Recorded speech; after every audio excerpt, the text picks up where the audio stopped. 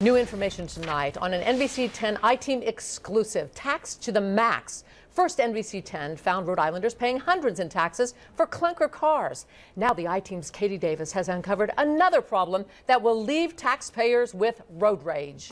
Turns out most drivers who appealed their car's value were told to pay more, not less in the end. Yeah, Gene, certainly not the adjustment that they were looking for. And tonight, Katie's live in Providence with what she found out. Katie? Patrice, many people get a tax bill in the mail and see a value for their car they believe is outrageous. Some appeal to the state hoping to get relief, but our investigation found that for most people who appealed, things got worse, not better.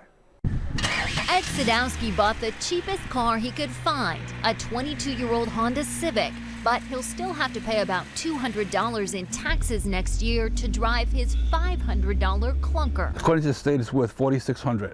And how much did you pay for it? I paid $500, and I have a bill of sale that I paid $500. The state of Rhode Island told Sadowski his ancient hatchback was worth 9 times more than he paid for it. Making matters worse, this is his second Honda Civic. He sold his 1998 and bought the teal green 1992, trying to avoid car taxes altogether.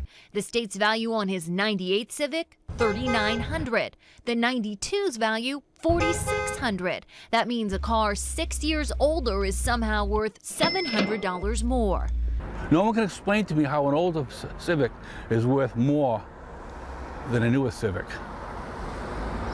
Doesn't make any sense. The system doesn't make sense to other Rhode Island drivers either. Some appealed their cases directly to the state's Vehicle Value Commission. I requested public records from the Commission of Appeals filed in 2013 and 2014. The results of more than 757 people who appealed saying their cars were overvalued, only 33 had their cars' values adjusted by the state. But that doesn't mean they saved any money. 24 were told their cars were worth even more. The NBC 10 I-Team found about 75% of drivers who appealed their car's value to the state saw that value go up. That means fighting back led to an even bigger car tax bill. This car worth almost $4,000 more after the appeal. This one worth an additional $2,000.